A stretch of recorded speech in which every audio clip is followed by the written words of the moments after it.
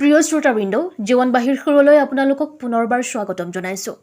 আজি পুনৰ ডক্টৰ শশীকান্ত শইকীয়াৰ দ্বাৰা লেখা আন এটা অনুপ্ৰেৰণামূলক লেখালৈ আপোনালোকৰ সন্মুখত পাঠ কৰিবলৈ ওলাইছোঁ।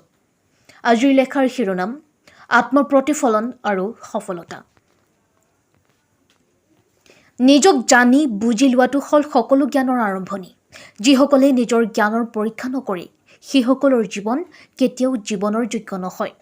নিজৰ হৃদয়ক গভীৰভাৱে জুমি চাব পাৰিলেহে মানুহৰ জীৱনৰ দৃষ্টিভংগী স্পষ্ট আৰু পৰিষ্কাৰ হয়। সেয়ে জীৱনৰ আত্মপ্ৰতিফলন হৈছে সফলতাৰ আটাইতকৈ শক্তিশালী অস্ত্ৰ, যিয়ে আত্মজ্ঞানৰ যোগেদি জীৱনক সফল কৰি তুলিব পাৰে। আত্মপ্ৰতিফলনক সেইবাবে জ্ঞানৰ বিদ্যালয় বুলি কোৱা হয়। আত্মপ্ৰতিফলন হ'ল মানুহৰ জীৱনৰ আটাইতকৈ গুৰুত্বপূৰ্ণ দিশ।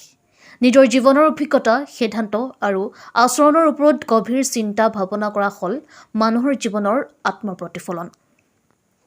আত্মপ্ৰতিফলনে মানুহৰ নিজৰ দুখ-গুণ চিনাক্ত কৰাত সহায় কৰে আৰু ভৱিষ্যতলৈ এটা উন্নত শুভ পথ নিৰ্দেশনা কৰে। আত্মপ্ৰতিফলনৰ দ্বাৰা মানুহে নিজৰ অন্তৰখন শুদ্ধ আৰু নিকা কৰিব পাৰে।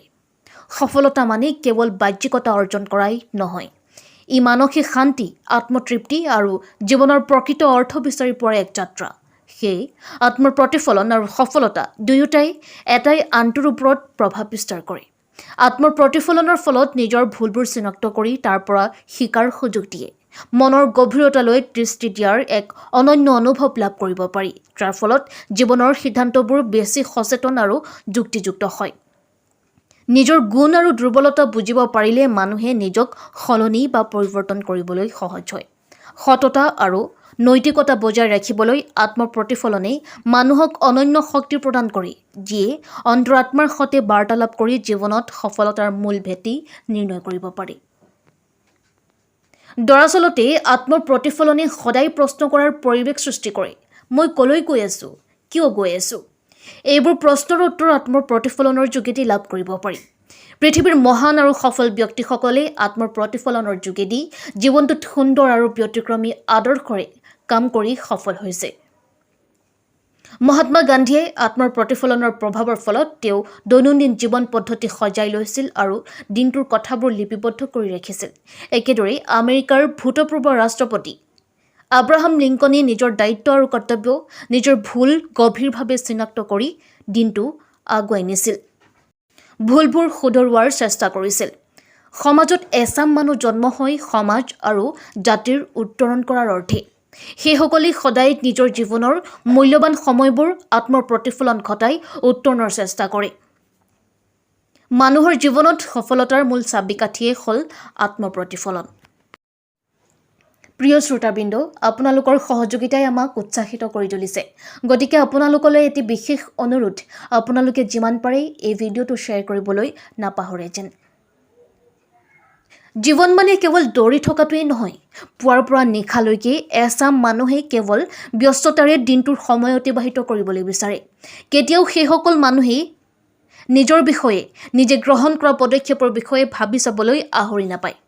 মানুহৰ জীৱনত প্ৰতিটো মুহূৰ্তই গুৰুত্বপূৰ্ণ আৰু সেই গুৰুত্বপূৰ্ণ মুহূৰ্তবোৰে অৰ্থপূৰ্ণ ৰূপ ল'ব পাৰে আত্মপ্ৰতিফলনৰ যোগেদি। নিজক জনা, নিজক বুজিবলৈ চেষ্টা কৰাটো হ'ল এজন প্ৰজ্ঞাৱান লোকৰ জীৱনৰ আৰম্ভণি। আত্মচিন্তাই আত্ম উন্নয়নৰ পথ মুকলি কৰে।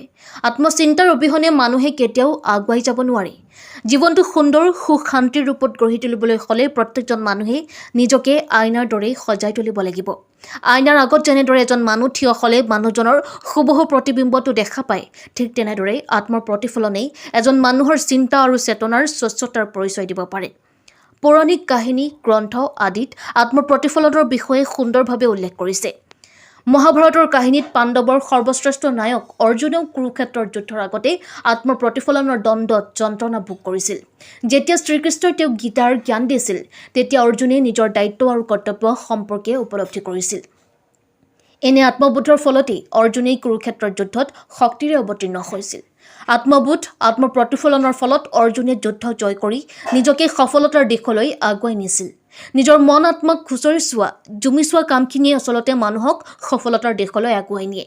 নিজৰ কৰ্তব্যৰ প্ৰতি সজাগ হোৱা, নিজৰ নীতি আৰু মূল্যবোধৰ সঁচা ৰূপ দিয়া কামখিনিয়ে মানুহক আগুৱাই নিয়াত সহায় কৰে। মহাভাৰতৰ দ্ৰৌপদী চৰিত্ৰটো এইখিনিতে মনত পেলাব পাৰি। তেওঁ গভীৰ যন্ত্ৰণা সহ্য কৰিব লগা হৈছিল আৰু ইয়াৰ যোগেদি তেওঁক সফল কৰি তোলাত সহায় কৰিছিল, নতুন শক্তি লাভ কৰিছিল। আজিৰ যান্ত্ৰিক যুগত বহু মানুহে বাহ্যিক সফলতাকেই জীৱনৰ সফলতা বুলি অনুভৱ কৰে। কাৰোবাৰ বাবে চাকৰি, কাৰোবাৰ বাবে গাড়ী আৰু কাৰোবাৰ বাবে সন্মান যশস্যা। কিন্তু ইয়াৰ ভিতৰত অনেকেই জীৱনৰ সঁচা সফলতা অনুভৱ কৰিব নোৱাৰে, গুৰুত্ব নুবুজে আৰু আত্মশূন্যতাত ভোগে। এনে ক্ষেত্ৰত আত্মৰ প্ৰতিফলনেই হ'ল সঁচা শিক্ষক, যি নিজৰ ভিতৰৰ ক্ৰুটিসমূহ উচ্চ চিন্তনেৰে প্ৰত্যয়লৈ পৰিণত কৰিব পাৰে। সঁচা আৰু সঠিক সফলতা বিচৰা যিকোনো মানুহৰ উচিত সময়ত থমকি ৰয়, যিসকলে আত্মবোধ বা আত্মৰ প্ৰতিফলনক অৱজ্ঞা কৰে। একাৰ্থত ক'বলৈ গ'লেই আত্মপ্ৰতিফলন হৈছে জীৱনৰ এনে সন্ধিক্ষণ য'ত পূৰ্বৰ মইজন মৃত হৈ পৰে আৰু নতুন মইজন দীপ্তিমান হয়। এই নতুন মইজনেই হ'ল মানুহ এজনৰ সফলতাৰ সঁচা চাবিকাঠি। জীৱনৰ প্ৰতিটো মুহূৰ্তত যদি মহাভাৰতৰ পাণ্ডৱৰ দৰে আত্মবোধ, আত্মৰ প্ৰতিফলন অনুভৱ কৰা যায়, কৃষ্ণৰ দৰে অন্তৰ্দৃষ্টিৰে জীৱনৰ গভীৰতা উপলব্ধি কৰিব পাৰি, তেন্তে সেই দৃষ্টিয়েই মানুহৰ সফলতাৰ বীজ সৃষ্টি কৰে আৰু জীৱনক সফল কৰি উজ্জ্বলাই তুলিব পাৰে। প্ৰিয় শ্ৰোতাবৃন্দ, আশা কৰোঁ আপোনালোকে এই লেখা সুন্দৰকৈ উপভোগ কৰিলে। পৰৱৰ্তী সময়ত পুনৰ এটি নতুন সুন্দৰ বিষয় লৈ আপোনালোকৰ মাজত উপস্থিত হ'ম। শ্ৰোতাবৃন্দ, আপোনালোকলৈ পুনৰবাৰ এটি বিশেষ অনুৰোধ, আপোনালোকে এই ভিডিঅ'টো লাইক, কমেণ্ট আৰু শ্বেয়াৰ কৰিবলৈ নাপাহৰে যেন। ধন্যবাদ।